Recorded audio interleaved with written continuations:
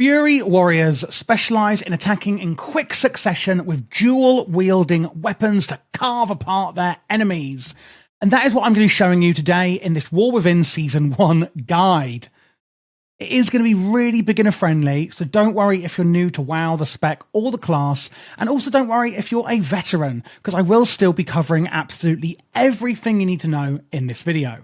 Let's jump straight in then and start off with the stat priorities we're going with.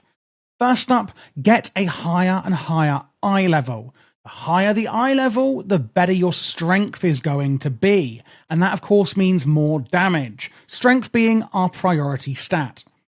After that, looking at the secondary stat, Mastery, which for us Fury warriors is Unshackled Fury. It increases damage done while enraged by a huge amount.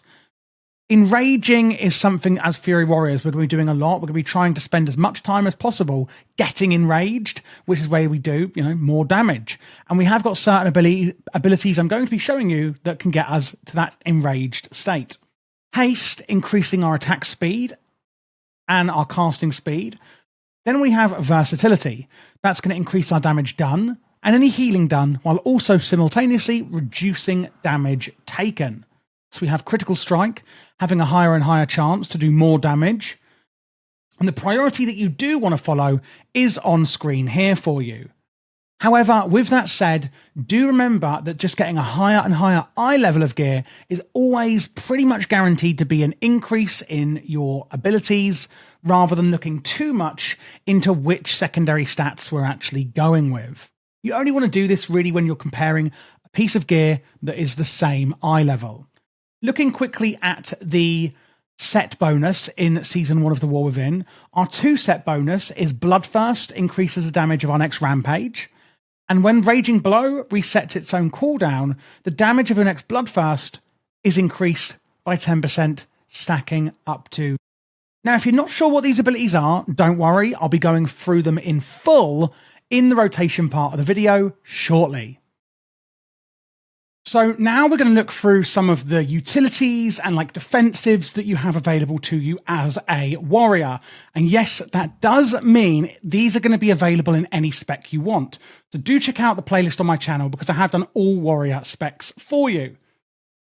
Now, there are, of course, always going to be more utilities that you can use. Each class has quite a lot of them, but these ones are the most important ones, or the kind of ones you're going to use the most.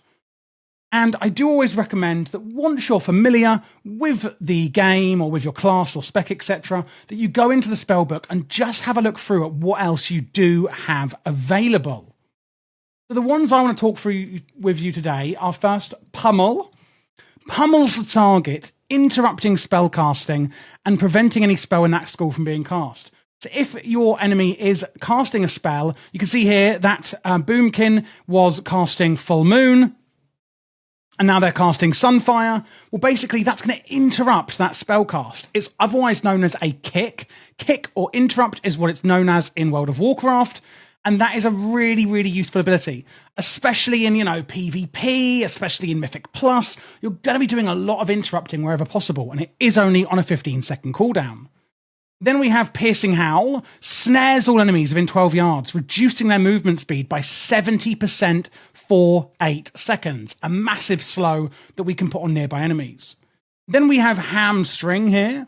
It's going to cost you 10 rage, which is our main warrior resource, maims the enemy for X amount of damage, reducing their movement speed by 50% for 15 seconds. Again, another slow that we can use on our enemy.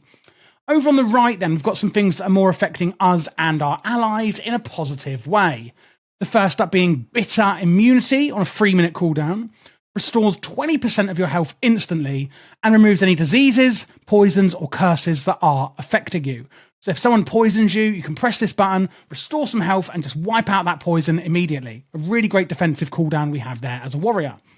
Rallying Cry. Let loose a Rallying Cry, granting all party or raid members 10% temporary and maximum health for 10 seconds, boosting up our raid party and ourselves with more health. If you know the boss or whoever you're fighting is going to do a big, massive old damage cooldown, this could really help bump up your health temporarily and increase your kind of resistance against that boss.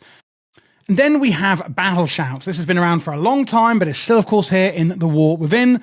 Increases the attack power of you, your party, and raid members by 5% for a whole entire hour.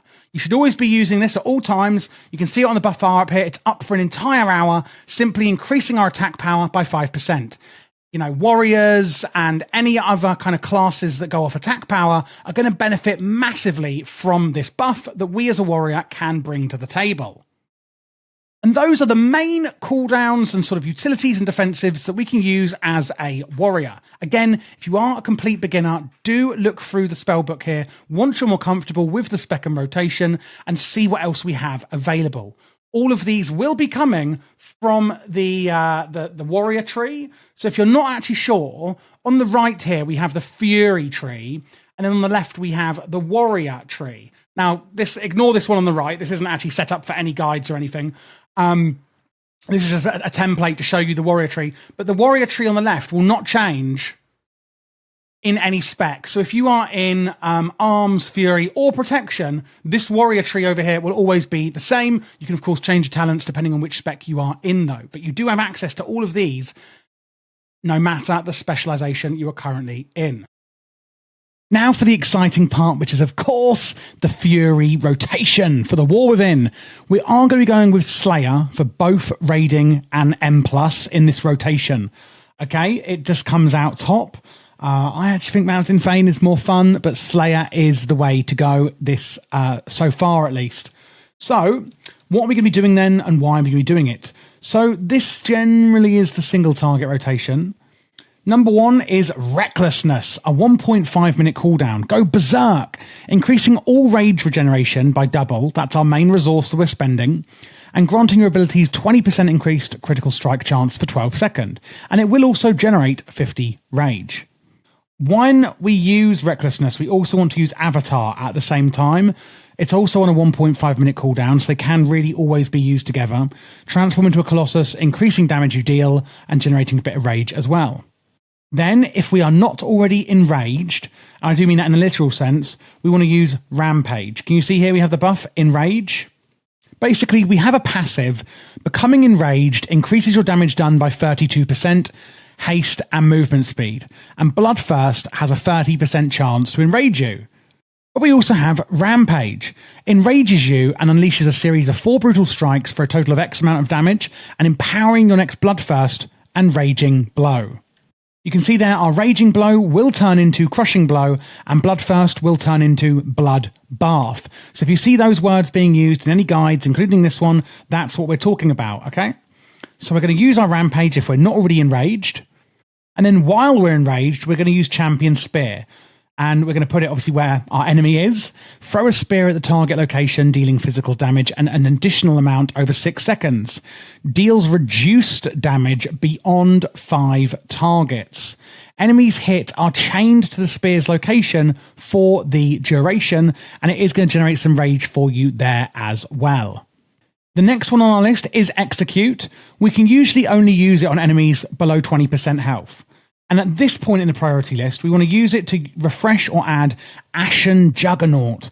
Execute increases the critical strike chance of Execute by 10% for 15 seconds, and that can stack up to 5 times. So we want to use Execute whenever we can at this point in the priority to apply Ashen Juggernaut. Next up is Bladestorm, and again, just like with Champion Spear, we want to use Bladestorm while we are enraged. And then after that, we're going to use our Crushing Blow, not Raging Blow, but Crushing Blow, the enhanced version from our Enrage. A mighty blow with both weapons that deals damage. Raging Blow has a 25% chance to instantly reset its own cooldown. After that, we're going to use Onslaught, brutally attack the enemy for a huge amount of physical damage and become enraged for 4 seconds. Another way to get enraged. Here we go. We can use our Execute. And if you're thinking, well, hang on a minute, the enemy isn't below 20%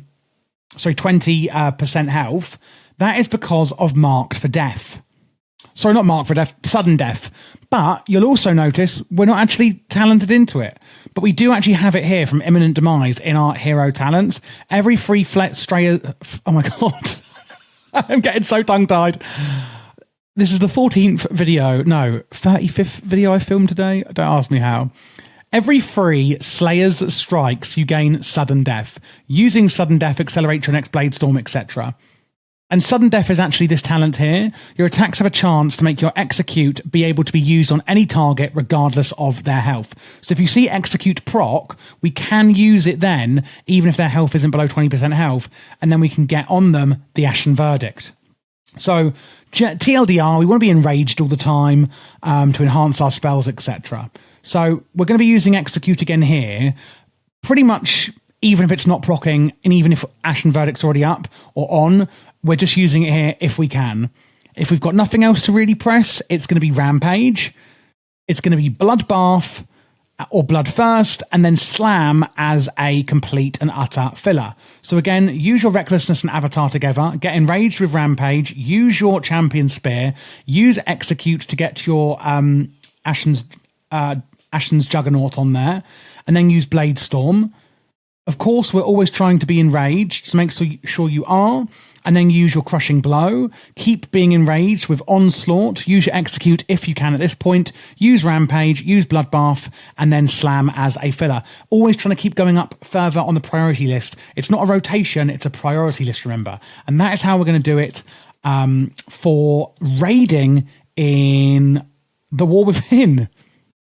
Now going over into the Mythic Plus side of things, you can see a few talents are changing here. Notably, we are getting Odin's Fury, and the rotation has changed a fair amount, I would say, as well. So we're going to get Recklessness and Avatar, same as before. Now we have Thunderous Roar. Roar explosively, dealing damage and causing a bleed on our targets. We're then going to use Blade Storm. And then we're going to use our Odin's Fury. Unleash your power, dealing massive damage and an additional amount of damage over 4 seconds to all enemies within 12 yards. Of course, we do want to be using this in our avatar window, and we do want to be enraged when we're doing all of this as well. As usual, always want to be enraged in Fury, basically. After that, we can use our Whirlwind. If the Whirlwind buff is not active, as you can see up here, your next single target attack strikes up to 4 additional targets for 55% damage. That's how Whirlwind helps us do more AoE. Use Execute just like before, and then use your Crushing Blow here. Make sure you're using your Rampage if you're not already enraged. Use Execute if you can at all at this point. Then use your Bloodbath, and then just use Whirlwind really as your filler for Mythic Plus. So rather than Slam, it is going to be Whirlwind. So you can see here, the rotation is a little bit different, but really it's pretty much the same thing. We've just sort of changed 1 or 2 spells around. So for this build, we are going with the Slayer Hero talent. Isn't one of the most interesting hero talents that I've seen overall, I'm going to be honest, but you might disagree. So, I'm just here to show you what's what, remember. So first up, we get Slayer's Dominance. Oh, and this is actually for Arms and Fury warriors. If you do want to change spec, it is available for the other one as well. Your attacks against your primary target have a high chance to overwhelm their defenses and trigger a Slayer's Strike. Dealing damage and applying marked for execution, increasing the damage they take from your next execute by 15%, and that can stack. So increasing how much damage we're doing, basically, in our rotation. Going down the left, we've got imminent Demise. Every 3 times that happens, you're going to gain Sudden Death, and using Sudden Death is going to accelerate our next Blade Storm, striking an additional time. The duration, however, is unchanged. After that, we heal for a bit of Sudden Death's damage, so a bit of leech there off that. And then Show No Mercy, marked for execution, increases the critical strike chance and damage of your next execute. So really, it's just looking at overpowering our enemy, doing more damage, and empowering our marked for execution and Sudden Death on the target. Going down the middle, we've got Overwhelming Blades. Each strike of Blade Storm applies Overwhelmed to all enemies affected, increasing damage you deal to them by 1%. And that can stack 12 times. So a massive buff, again, to Blade Storm there as well. A lot of Blade Storm enhancing abilities, let me tell you. Then we have our first choice. Each strike of Blade Storm deals an additional amount of damage, split evenly. Or your next Rampage after you Blade Storm will deal damage. If it's more like... really, this is all very multi-target. I think to make sure we're hitting enough targets and all of the targets, I think Culling Cyclone is going to be better for this choice node because it's just a flat-out damage increase overall.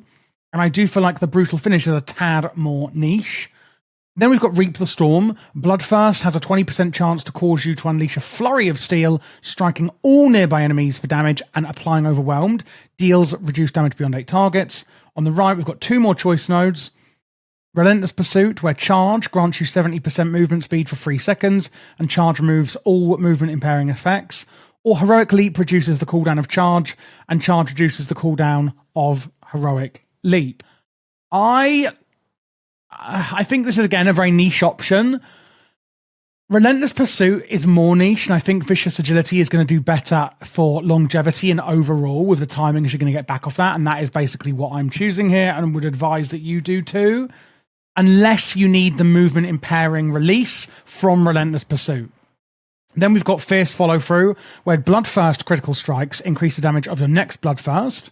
And when Raging Blow resets its own cooldown, your next Raging Blow deals more damage and additional crit. I like Opportunist here. Slayer's Malice, the Raging Blow damage is increased. And lastly, we've got Unrelenting Assault. When you execute a target that you've marked for execution, you both reduce the cooldown of Blade Storm by 5 seconds and apply 2 stacks of Overwhelm to the target per marked for execution consumed. And you can now use Pummel and Stormbolt while Blade Storming. A bit complex. TLDR, again, we're reducing cooldowns here so we can get through our rotation quicker, and we can also use Pummel and Stormbolt when we're Blade Storming, which is really awesome. We can kind of double up our damage in that manner. Looking at the consumables and enchants, etc., that we're going to be using in the War Within, first up is Nerubian Gem Weavers. These are the new ways to add sockets to your gear from the weekly Great Vault. So you can put one on your head, wrist, and waist. On the neck, ring and ring 2, we can use a Magnificent Jeweler's setting to add 2 sockets to each slot for jewelry. Then on the enchants, Chant of Winged Grace, giving full damage reduction and also avoidance on the cloak. Chest is Crystalline Radiance, that gives primary stat. Avoidance on the wrist. Defender's Armor Kit on the legs. Scout's March on the boots, which give, movement speed. And then Mastery enchants on your rigs. Then it's going to be Authority of the Depths on your weapons, which basically is, it's pretty cool actually. It means that we're going to apply darkness to our weapon, and periodically that is going to do some damage, and it can also stack up to 3 times. For the actual consumables, Flask of Alchemical Chaos is the flask we're going to use. This is going to increase a secondary stat randomly, and it's kind of basically going to cycle. It will increase your secondary stat by 7,600 at the cost of 600 to the other 2. And again, that's going to cycle round. And then we have primary stat feasts, a tempered potion, which will actually give you your other secondary stats that your flask is not currently giving. Healing potion is going to be an Algari healing potion. And then Iron Claw whetstones here. You can see when and why we would be using these depending on weapon type. Crystallized Augment Rune will give strength on your Augment Rune, and then the sockets, the Culminating Blasphemite, basically it's going to give you primary stat, and then it's going to give you critical strike effect, 0.15% for each different coloured gem you have. So we can use an Emerald, Sapphire, Ruby, and Onyx to get the full effect on there. Thank you so much for watching this guide. I hope it was really useful for you in The War Within Season 1, whether it was for Mythic Plus or raiding. If you do have any questions, I'll be happy to help. My Patreon is in the description below, and that is where you can find my LVUI profiles, which I'll show you in a second. And also, I'm putting together a huge macro list for every single spec that's going to be really useful for you in The War Within as well. I am doing all classes and specs for The War Within, so if you are new to the channel, then please do click this playlist here to check out what else I have, which is all of them. There will also be PvP guides on this channel as well for War Within Season 1, so make sure to look out for that. This here is the UI that I was referring to. As you can see, we've got target frames, etc., left and right, and raid frames go in the middle here, and then weak auras in the middle with an action bar down here. Chat is behind where my camera is. Minimap and details, etc., are here on the right. all of the plater profiles, the voodoo, the LVY, etc., details profile has all been made by me. And again, you can get this on my Patreon should you like it.